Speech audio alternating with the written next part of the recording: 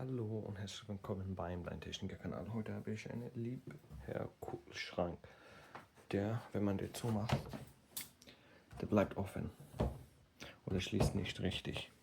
Das ist ein Einbaukühlschrank. Egal wie man druckt, da bleibt die Tür offen und dichtet nicht richtig. Und wenn das so bleibt, da bildet sich hier immer Kondenswasser, hier wird vereist. Was ist der Fehler, was ist die Lösung und was ist die Ursache, erkläre ich euch gleich. Kleintechniker, alles klar, reparieren wunderbar. Schritt für Schritt, wir kriegen's hin, mit Technik, Know-how und Sinn.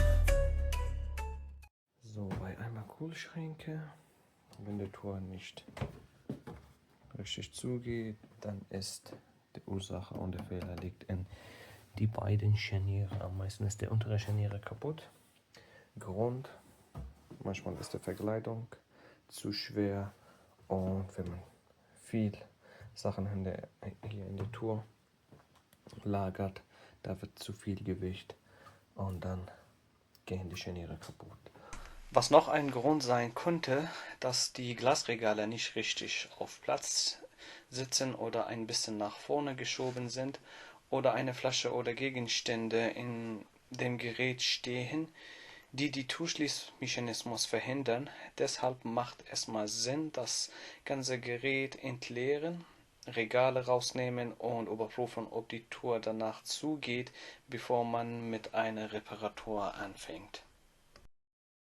Heute tauschen wir die Scharniere.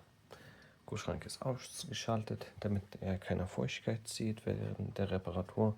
Ich nehme diese Abdeckung ab. Hier ist noch eine.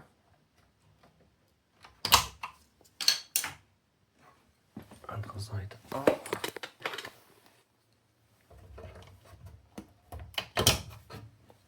So.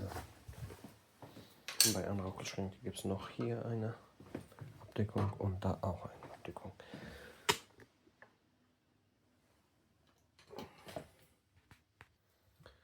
Jetzt nehme ich die Schraube und die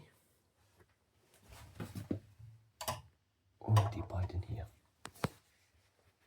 So, die sind jetzt lose. Next nehme ich die hier und die hier. Da stecke ich meinen Schraubenzieher hier und da kommt eine Steckstelle. Mit Wasserpumpezange oder normale Zange kann ich die beiden abnehmen. So. Ich mache ein bisschen lose.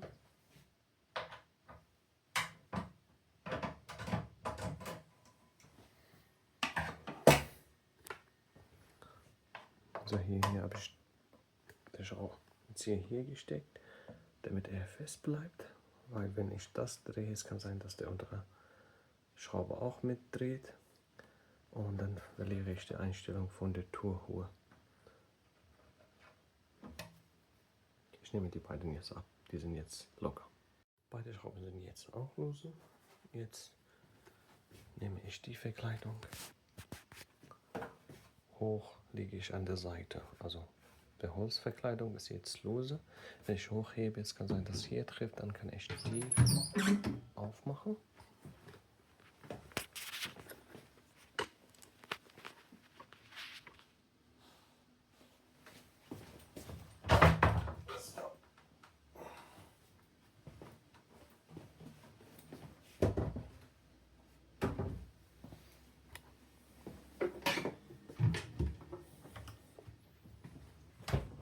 Zu, geht immer noch nicht.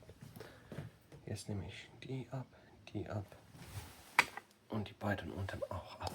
So, die vier Schrauben, die zwei unten und zwei oben sind jetzt lose. Ich muss nur sagen, bei anderen Kühlschränken, da gibt es hier einen Schließdämpfer. So eine Stange kann man von hier einfach nach unten drücken Dann ist er lose. Der andere Teil bleibt mit der andere Kopf von der Schließdämpfer bleibt mit der Scharniere mit einer Schraube verbunden. Diese Schraube kann man einfach losen und den abnehmen. So, hier habe ich einen anderen Kühlschrank mit den Schließdämpfer. Und ich nehme gleich den Schließdämpfer. Mit der Scharniere ist nur eine Schraube, am meisten ist T10 oder T15. Die Schraube nehme ich ab. Ich habe die Stimme von der Originalvideo ausgeschaltet wegen Copyright, weil im Hintergrund läuft das Radio. Also die Schraube ist jetzt lose. Ich kann die Tour ein bisschen zumachen, dann ist der Spannung nicht zu viel. Jetzt ist von einer Seite ab. Bei meisten Kühlschränken gibt es so ein Feder hier an der anderen Seite. Ich nehme den Feder mit einem Schraubenzieher-Schlitz. Ich mache die ein bisschen locker und drücke ich den Dämpfer ein bisschen nach unten. Dann ist der jetzt lose. So. Würde ich das nicht wegschmeißen, bei verschiedenen Dämpfer passt diese Adapter nicht mehr. Deshalb muss man den auch tauschen. Von Liebherr und Miele kommt das Ersatz auch mit, nur dieser Kopf einfach abnehmen mit ein bisschen Kraft. Das Kopf kann man wegschmeißen, aber die Abdeckung, die auf dem Boden liegt, die darf nicht weggehen, weil man braucht die. Und der neue Kopf kommt mit der Scharniere mit. Wenn das nicht dabei ist, das heißt, der ältere Kopf passt schon, aber hier merkt man schon, dass der neue ist ein bisschen länger als der alte. So, die Zylinder kommt wieder hier, braucht man nur ein bisschen mit Kraft drücken.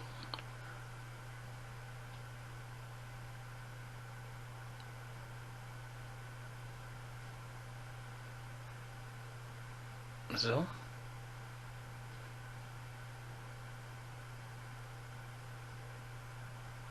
Und jetzt kommt die Abdeckung.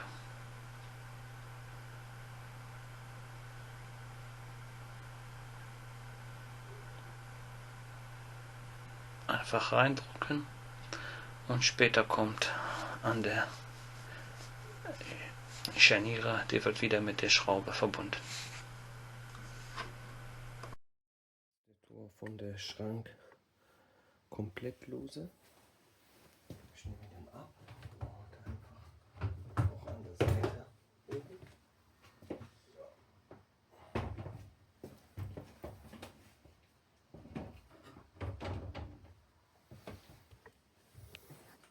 Das ist die obere Scharniere. Da sind 2 Schrauben und hier hinter dieser Abdeckung gibt es noch 2. Ich nehme die ab.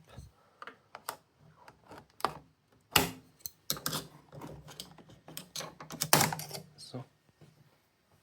Jetzt nehme ich die und die beiden ab. Dieser Abstandhalter, der Plastik, bleibt mit der Scharniere im Moment. So, die beiden hier sind lose. Hier ist auch lose. Hier habe ich locker gemacht, damit die Scharniere nicht runterfällt jetzt. Da ist die Scharniere.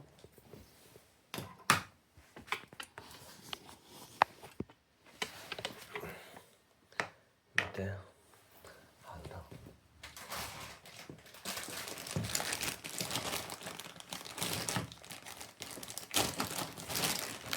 Da sind die neuen Scharniere. Eines für unten, eines für oben. Das ist für unten. Und das ist für oben. Das ist geschlossen. Vorsichtig. So, jetzt nehme ich die ab.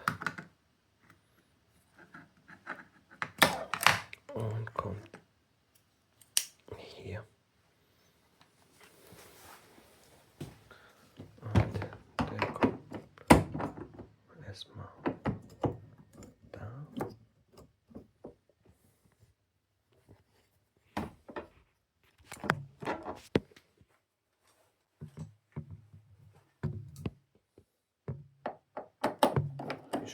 fest.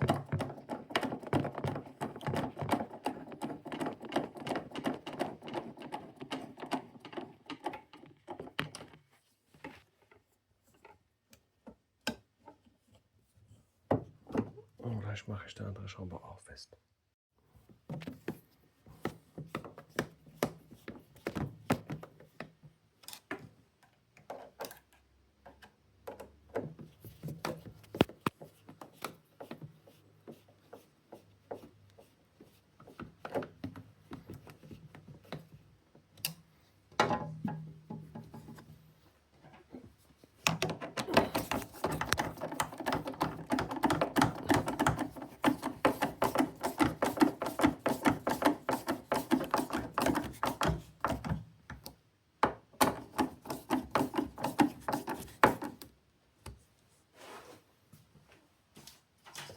Jetzt kommt der Abdeckung wieder.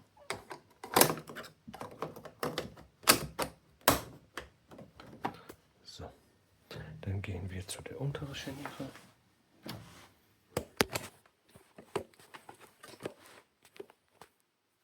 Diese Befestigung, die Abdeckungssäule. 1, 2, 3, 4. Und falls die Stange von den Dämpfer da ist, normalerweise steht die so, einfach von hier eine Schraube abnehmen. So.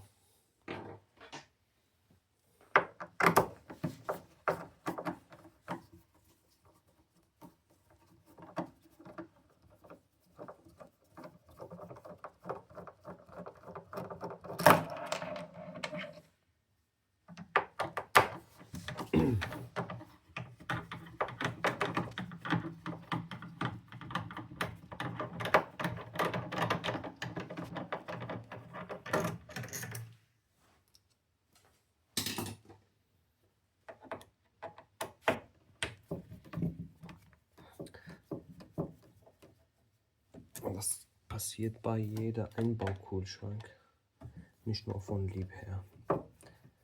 Alle Einbaukühlschränke.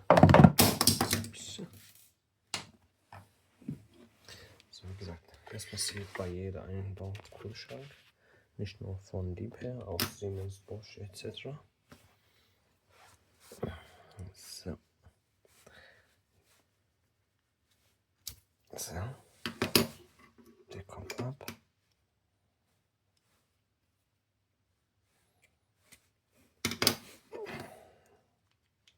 Der kommt wieder hier. So.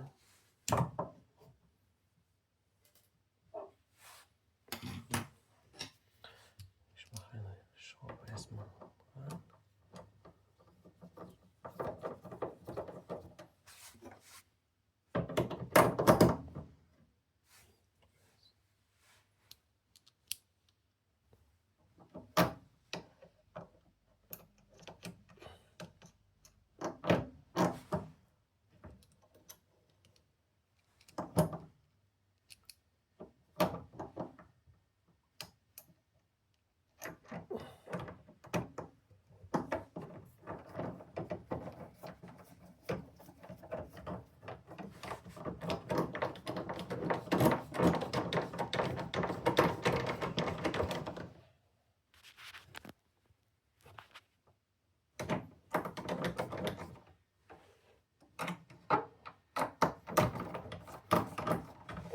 Wieder die alte Scharniere gebaut.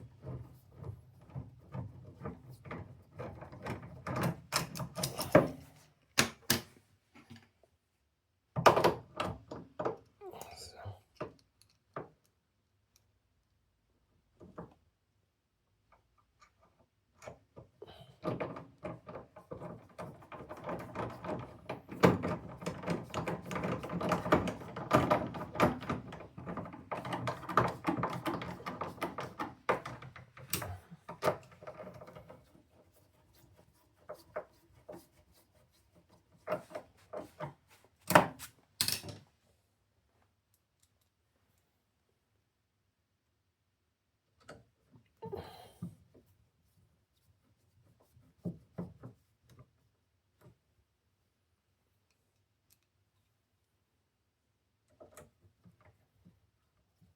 Also falls ihr einen Liebherr-Kühlschrank habt und ihr wolltet die Scharniere tauschen.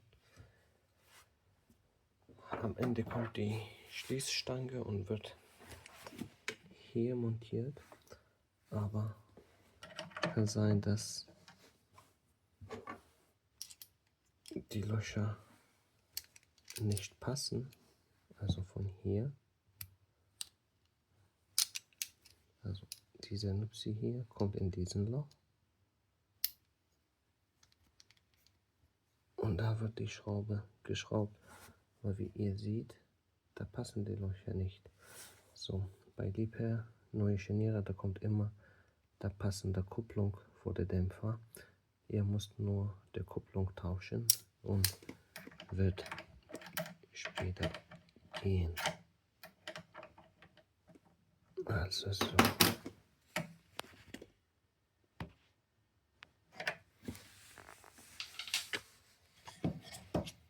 Jetzt kommt die Abdeckung. Zack.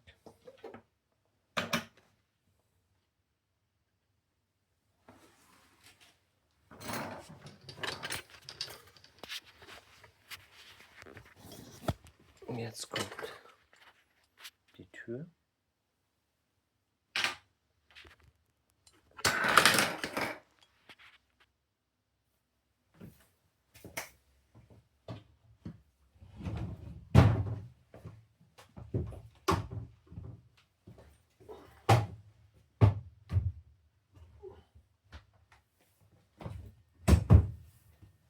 Jetzt 1, 2.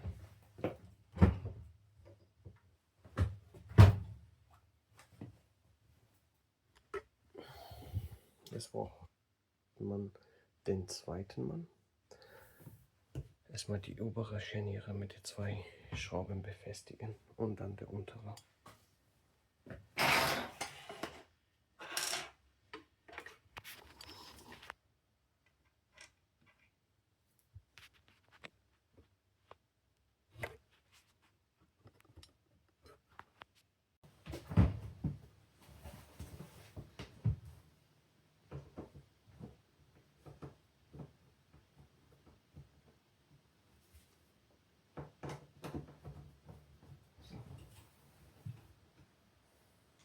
Zweite.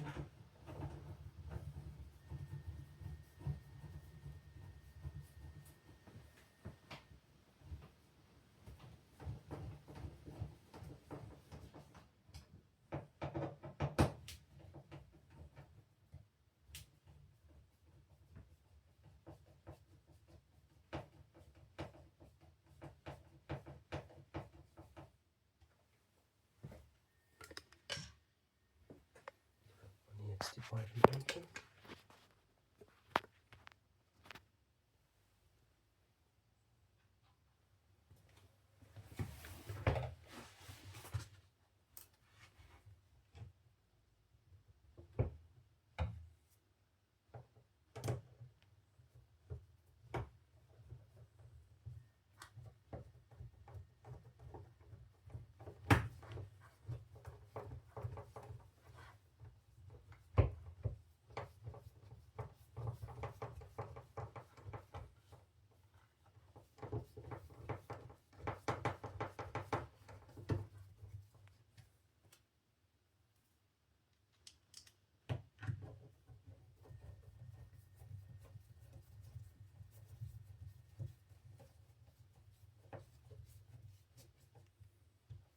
So.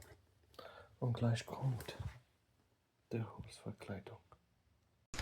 Hier habe ich das zweite Teil mit der Schließdämpfer. Ich habe wieder der originale Stimme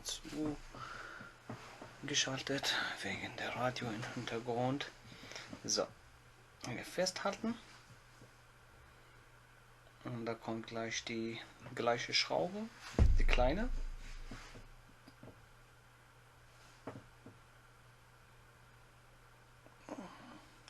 Diese Kupplung, an der Kopf von dieser Kupplung gibt es so eine kleine Nase und da muss in das passende Loch reingehen und dann treffen die Löcher aufeinander und dann kann man die Schraube festdrehen. So, jetzt kann ich der Kupplung ein bisschen drehen hier und ziehe ich jetzt den Dämpfer und dann kommt hier in diese Schraube, Kugelschraube einfach rein, wird reingesteckt, Feder, fertig.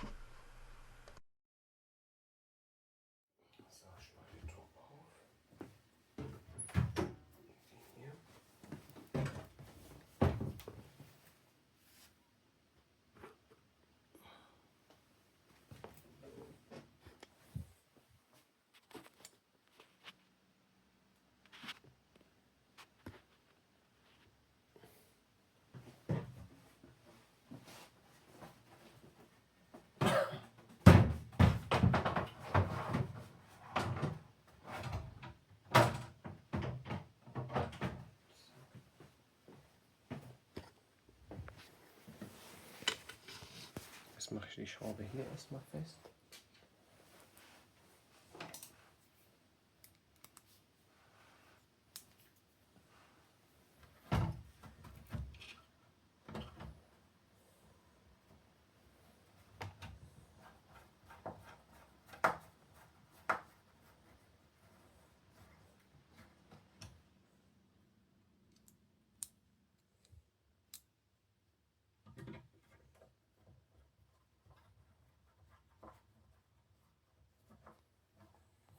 Andere Seite auch.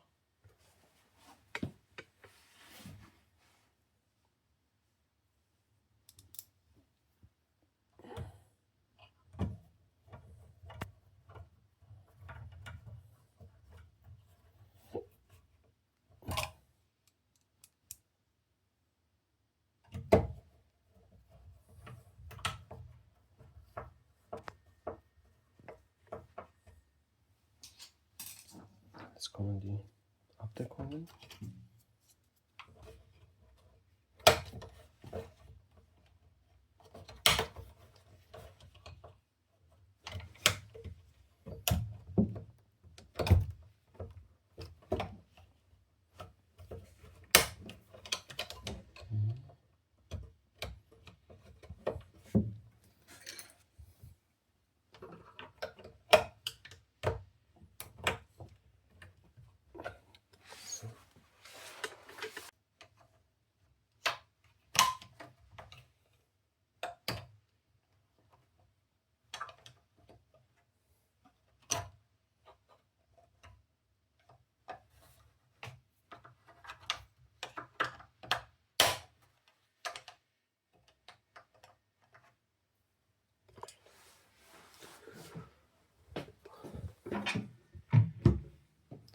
Und jetzt kommen die beide hier. Erstmal mache ich die Hand.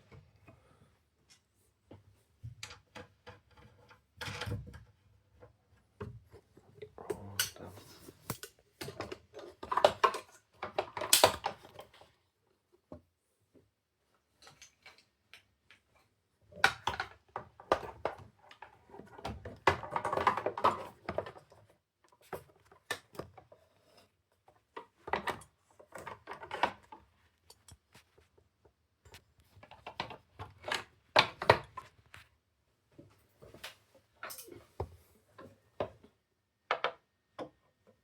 festmachen mit Schraubenzieher.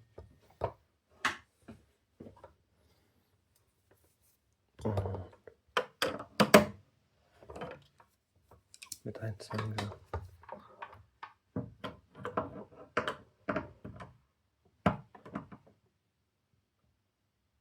Festmachen. Andere Seite auch.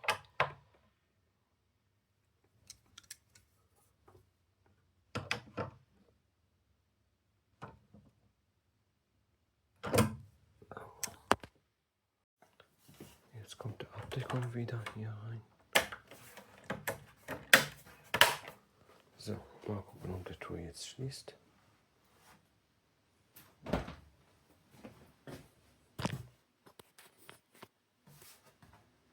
Ist wieder buntig. Tada. So, das war die Feder. Und wissen wir jetzt, was ist die Ursache und was ist die Lösung. Falls euch das Video gefallen hat, Daumen hoch und vergessen Sie bitte nicht, meinen Kanal zu abonnieren. Bis zum nächsten Mal. Dein Techniker.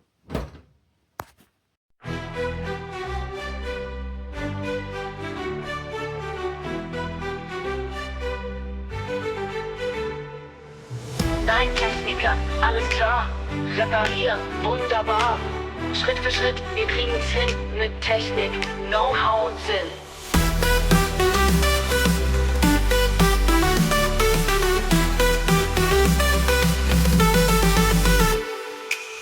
Dein Techniker, alles klar, reparieren, wunderbar. Schritt für Schritt, wir kriegen's hin, mit Technik, Know-how und Sinn.